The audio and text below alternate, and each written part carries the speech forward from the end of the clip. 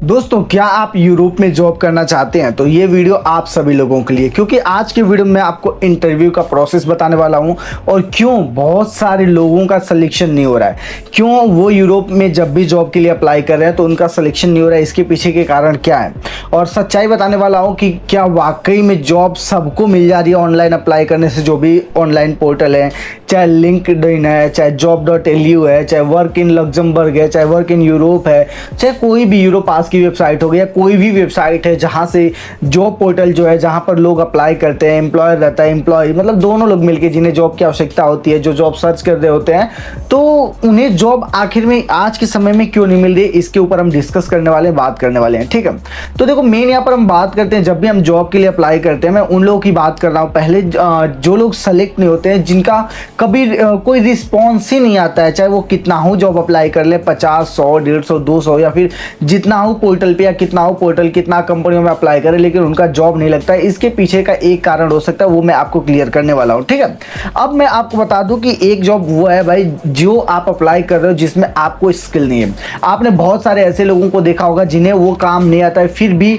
वो विदेश का नाम सुन के वो सोचते हैं भाई जॉब तो मेरा लग ही जाएगा, इसलिए वो लोग जॉब को अप्लाई कर लेते हैं। तो ऐसे कैंडिडेट का रिप्लाई आता ही नहीं है भाई, कभी कभी आ भी गया तो वो इंटरव्यू में फेल हो जाते हैं। तो मैं इंटरव्यू का भी प्रोसेस आपको बताऊंगा कि किस तरीके से आप जो इंटरव्यू को क्लियर करेंगे, लग्जमबर्ग का हो या फिर किसी भी यूरोपियन कंट्री का हो। ठीक है, लेकिन अभी हम और भी कुछ अपडेट के बारे में बात करते हैं। जो लोग लग्जमबर्ग जाना चाहते हैं और क्यों और जॉब नहीं लग रही है, इसके पीछे का कारण क्या है। देखो नॉर्मली लोग अगर देखो लग्जमबर्ग जा रहे हो या फिर यूरोप की किसी भी कंट्री में जा रहे हो तो किसमें ज्यादा स्कोप है जॉब मिलने का। एज अ डॉक्टर अगर आप जा रहे हो तो स्कोप ज्यादा है, एज ए इंजीनियर आप जा रहे हो तो स्कोप ज़्यादा है, आईटी प्रोफेशन में हो उसमें से जा रहे हो तो जॉब आपके लिए बहुत ही ज़्यादा है, कोई जॉब की आपको कमी नहीं होने वाली है। मतलब कि बात करें कि अगर आप एक अपर लेवल वाले जॉब में जाते हो तो वहाँ पर आपके लिए हमेशा जॉब की रिक्वायरमेंट रहेगी, वहाँ पर हमेशा वो आप लोगों को बुलाएंगे, जॉब देंगे।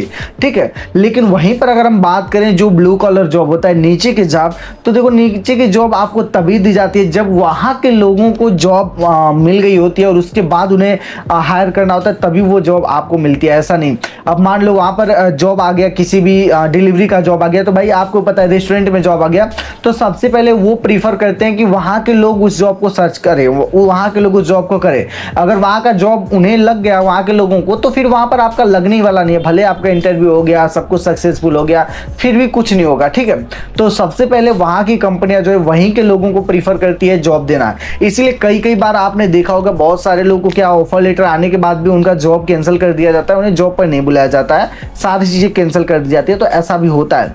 अब लग्जमबर्ग में जॉब पाना वाकई में हार्ड है क्या? तो देखो हाँ हार्ड है। मैं इसलिए बोल रहा हूँ कि अभी के टाइम पर अगर लग्जमबर्ग हो या फिर यूरोप में किसी भी देश में आप जा रहे हो तो आपको अगर इंग्लिश नहीं आती है तो आपको वहाँ जॉब करना आपके लिए मुश्किल रहेगा और हो सकता है कि जॉब भी आपका ना लगे उस कंट्री में। इसके पीछे के कारण है आपको इंग्लिश ना आना, क्योंकि अगर आपको इंग्लिश नहीं आएगा तो आप उनके साथ कम्युनिकेट नहीं कर पाओगे। अगर कम्युनिकेट नहीं कर पाते हो तो उस कंडीशन में समझ ही नहीं पाओगे, एक दूसरे की बातें समझ नहीं पाओगे, तो काम किस तरीके से करोगे। इसीलिए आप जब भी देखोगे तो जो भी किसी भी यूरोपियन कंट्री में जाता है तो इंग्लिश यहाँ से सीख के जाता है, या फिर थोड़ा कंपनी टाइम देती है कि हाँ ये सीख लो आप लैंग्वेज, उसके बाद आप यहाँ पे आओ। ठीक है, तो अगर आपको एटलीस्ट बेसिक इंग्लिश आती है तो आप ब्लू कॉलर जॉब में जा सकते हो। अब कुछ लोग कमेंट्स करेंगे नहीं भाई ये भाई को तो इंग्लिश नहीं आती थी फिर भी चला गया, तो देखो रेफरेंस के थ्रू आप जा सकते हो। आप जिस कंपनी में काम करने गए हो, अगर वहां पर कोई पहचान वाला आपको वीजा दे के बुला रहा है या फिर बोल रहा है कि चलो आ जाओ यहाँ पे, कंपनी आपको वीजा दे देगी, तो उस कंडीशन में वो बात अलग होती है, तो आप उनके थ्रू जा रहे हो। अगर किसी एजेंट के थ्रू जा रहे हो तो एजेंट जिस कंपनी के साथ टाइप करा है, हो सकता है कि वहां पर जो ऑलरेडी लोग गए हों उनका ऑलरेडी मतलब सही से काम धंधा चल रहा हो, तो उस कंपनी में अगर एजेंट लगा दे तो उस कंडीशन में हो सकता है। लेकिन अगर ऐसे बात करो कि अगर डायरेक्ट कंपनी सिलेक्शन करे, जैसे कि ऑनलाइन होता है, ऑनलाइन अगर जब अप्लाई कर रहे हो तो यहाँ बीच में कोई एजेंट नहीं होता है, तो ऑनलाइन अप्लाई करोगे तो यहाँ पर आपका इंटरव्यू इंग्लिश में ही लेंगे लोग, वो हिंदी में नहीं लेंगे, आप इतना याद रखो। जो भी यूट्यूबर अगर आपको बता रहा है ना ऑनलाइन जॉब अप्लाई करना, किसी भी पोर्टल के बारे में बता रहा है, तो ठीक है आप वहां से जॉब अप्लाई कर लोगे, लेकिन इंटरव्यू जब होगा तो वो नहीं बताते हैं कोई भी यूट्यूबर की भाई वो जो इंटरव्यू होगा वो आपका इंग्लिश में होगा। बस सबको CV कवर लेटर के नाम पर चार्ज करना है, ठीक है भाई। आपका मेहनत है, आप पैसे ले रहे हो, कोई दिक्कत नहीं है इससे, ठीक है। हर कोई चार्ज करे, कोई बात नहीं है, ठीक है। अगर आप नहीं बनवा पा रहे हो तो बनवाओ प्रोफेशनल तरीके से CV कवर लेटर। लेकिन मान लो जॉब भी आपका अप्लाई कर देते हैं, लेकिन अगर आप मान लो CV सिलेक्शन आपका हो भी गया लेकिन आपको इंग्लिश आती ही नहीं है, तो आपको वो इंटरव्यू हिंदी में थोड़ी लेंगे, उनको थोड़ी हिंदी आती है। तो उसके लिए आपको इंग्लिश आना चाहिए, तभी जाकर आपको जॉब लगेगा। चाहे ब्लू कॉलर जॉब में जाओ, चाहे अच्छी जॉब में जाओ, आपका लगेगा। अब किसको अगर इंग्लिश ना आए तो भी जॉब लग जाती है। देखो जो लोग ये फार्मिंग में जाते हैं, फिर भी बेसिक अगर थोड़ा बहुत पता होना चाहिए, हाँ hello yes no how are you what are you doing, मतलब बेसिक जो इंग्लिश होती है वो उनको आना चाहिए। तो वो कौन सी जॉब में जा सकते हैं? किसान वाला जो होता है, फार्म में जा सकते हैं, फिश पकड़ने के लिए जा सकते हैं। मतलब जो एकदम से नीचे वाले में आते हैं कैटेगरी में जॉब आता है, जहाँ एकदम एजुकेशन की कोई आवश्यकता ही नहीं होती है, तो उस कैटेगरी में अगर जो लोग जाते हैं तो उन्हें जॉब लग जाता है, नो डाउट वहां लग जाता है। और सैलरी भी कम रहती है। ऐसा नहीं कि यूरोप जा रहे हो तो बहुत हाई सैलरी रहेगी, नहीं, सैलरी कम रहेगी, लेकिन हाँ इंडिया से ज़्यादा ही सैलरी रहेगी। तो वैसे जॉब में भी जाते हो किसी एजेंट के थ्रू तो अच्छी खासी आपको सैलरी मिल जाती है, ठीक है। ये कुछ चीज़ें थी जो मुझे बताना था कि हाँ भाई जॉब नहीं लगने के पीछे के कारण क्या।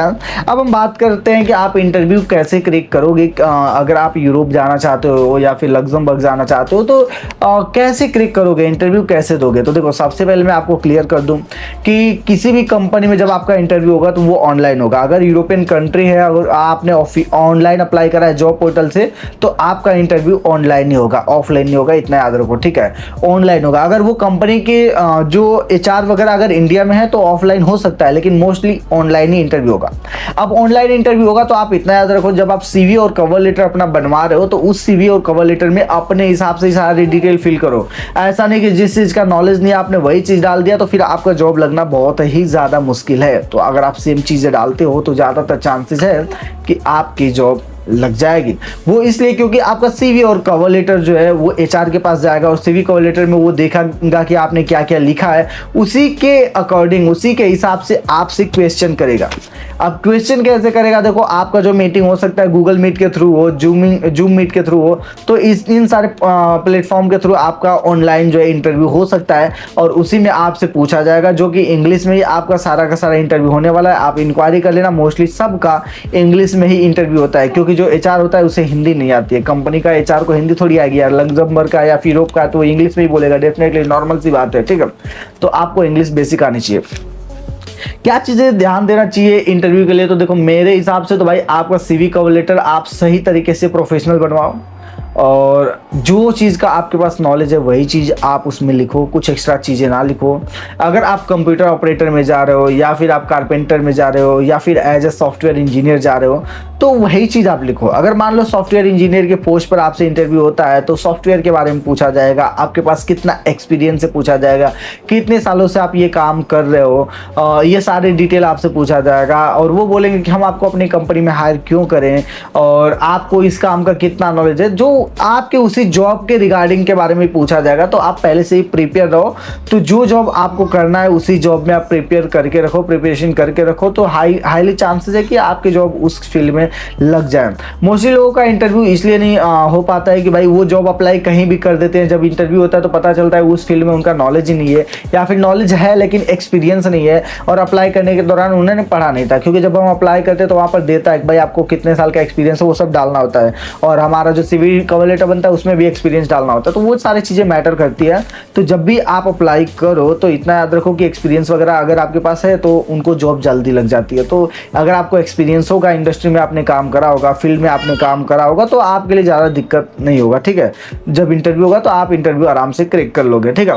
बाकी सिलेक्शन नहीं होने के पीछे का कारण क्या वो मैंने बता दिया आपको ऑलरेडी इस वीडियो में, जो यूरोप में जॉब अप्लाई करते हैं, ठीक है। उम्मीद है कि आपको ये वीडियो पसंद आया होगा। चैनल पर पहली बार आए तो चैनल को आप सब्सक्राइब करो। हम आपसे मिलते किसी और नए वीडियो में किसी और नए अपडेट के साथ।